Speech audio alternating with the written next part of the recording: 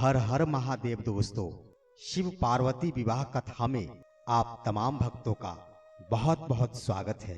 मित्रों, ऐसी मान्यता है कि सावन मास में भगवान शिव और माता पार्वती से जुड़े किसी भी कथा का पाठ करने या सुनने से भक्तों को मनचाहा फल की प्राप्ति होती है और भक्त अपने मन में जो भी कुछ रखकर भगवान शिव और माता पार्वती का कथा पाठ करते हैं, उनकी वो मन्नतें जरूर पूरी होती है।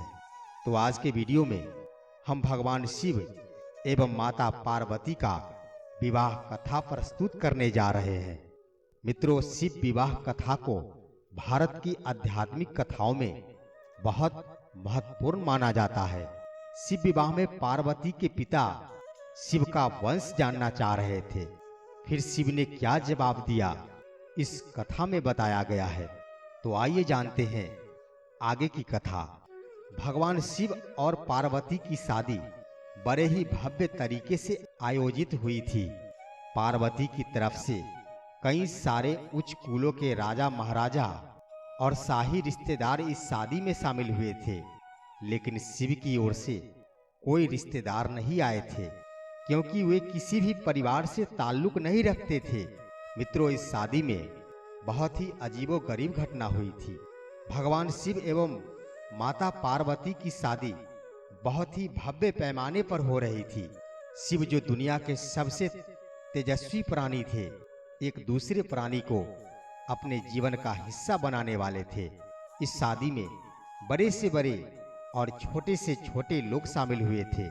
सभी देवता तो मौजूद थे ही, साथ ही असुर भी वहां पहुंचे थे। मित्रों, आमतौर पर जहां देवता जाते थे वहां असुर जाने से मना कर देते थे, और जहां असुर जाते थे वहां देवता नहीं जाते थे।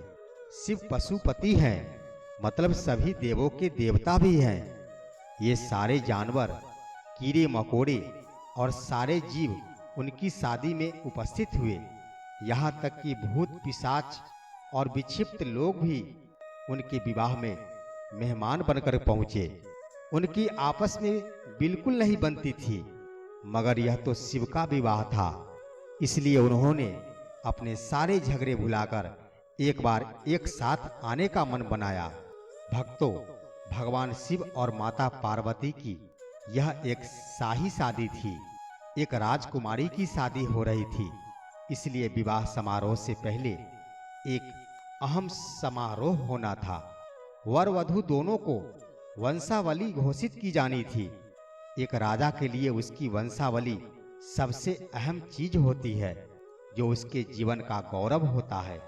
तो पार्वती की वंशावली का बखान खूब धूमधाम से किया गया और यह कुछ देर तक चलता रहा। आखिरकार जब उन्होंने अपने वंश के गौरव का बखान खत्म किया तो वे उस ओर मुड़े जिधर वर शिव बैठे हुए थे। सभी अतिथि इंतजार करने लगे कि वर की ओर से कोई उठकर शिव के वंश के गौरव के बारे में बोलेगा, मगर मित्रों, किसी ने भी एक शब्द नहीं कहा। वधू का परिवार ताज्जुब करने लगा, क्या इसके खानदान में कोई ऐसा नहीं है जो खड़े होकर उसके वंश की महानता के बारे में बता सके? मित्रों, वाकई कोई नहीं था। वर के माता पिता, रिश्तेदार या परिवार से कोई वहां आया ही नहीं था। इसका सबसे बड़ा कारण भगवान शिव के परिवार में कोई था ही नहीं। भगवान शिव सिर्फ अपने साथियों के साथ ही आए थे, और उनके साथ जो भी लोग आए थे वे विकृत जीवों की तरह दिखते थे। वे इंसानी भाषा तक नहीं बोल पाते थे और अजीब सी बेसुरी आवाजें निकालते थे।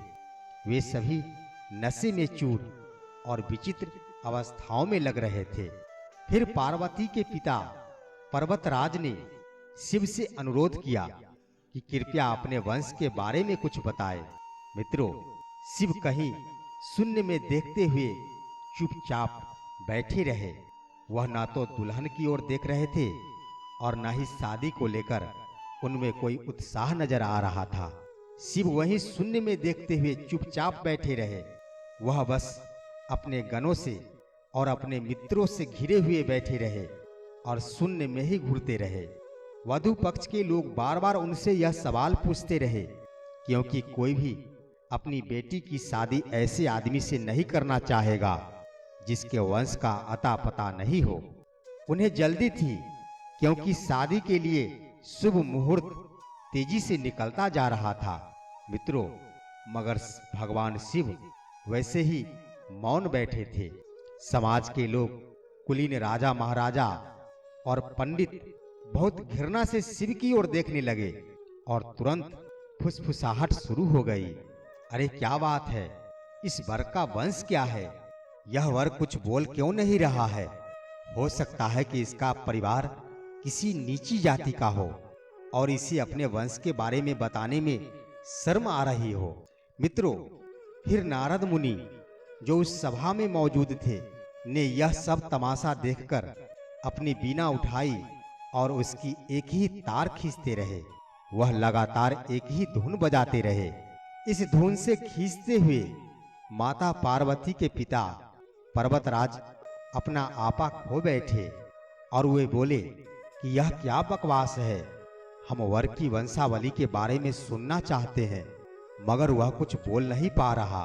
क्या मैं अपनी बेटी की शादी ऐसे आदमी से कर दूं? और हे नारद मुनि, आप यह रिझाने वाला शोर क्यों कर रहे हैं? क्या यह कोई जवाब है?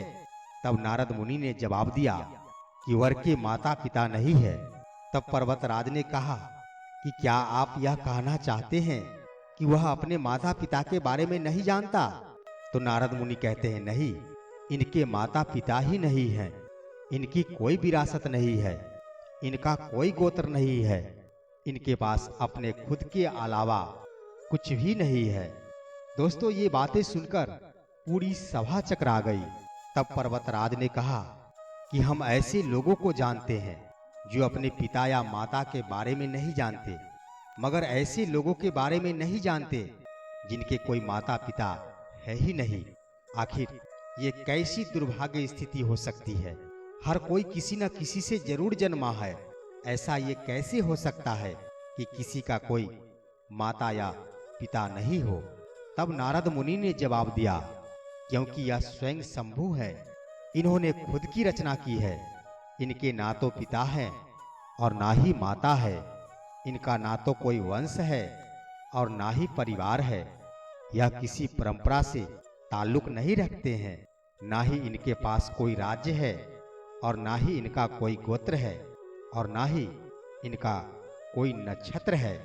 ये इन सब चीजों से परे हैं। यह एक योगी है और इन्होंने सारे अस्तित्व को अपना एक हिस्सा बना लिया है। इनके लिए सिर्फ एक वंश है, ध्वनि। आदि शून्य प्रकृति ने जब अस्तित्व में आई तो अस्तित्व में आने वाली पहली चीज थी ध्वनि। इनकी पहली अभिव्यक्ति एक ध्वनि के रूप में है। ये सबसे पहले एक ध्वनि के रूप में प्रकट हुए। इसके पहले ये कुछ भी नहीं थे। यही कारण है कि मैं यह तार खींच रहा हूँ। ये बातें सुनकर पर्वतराज अचंभित हुए और नारद मुनि की बातों पर उन्हें पूरा विश्वास हो गया।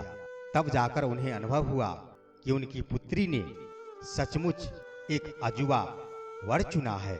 और मित्रों, हंसी खुशी से पर्वतराज ने बड़े ही समारोह पूर्वक अब अपनी बेटी की शादी भगवान शिव से प्रारंभ कर दी और विवाह भी हुई। विवाह उपरांत उन दोनों ने मिलकर ऐसे ऐसे शुभ कार्य किए, शुभ पथ पर चले, जिसके वजह से आज हर लोगों के जुबान पे भगवान शिव एवं माता पार्वती का नाम विराजमान है। उनकी भक्ति करने से हर व्यक्ति की हर मनोकामनाएं जरूर पूरी होती है। तो मित्रों, आज का वीडियो बस इतना ही। फिर मिलते हैं हम अगले वीडियो में। तब तक के लिए हर हर महादेव।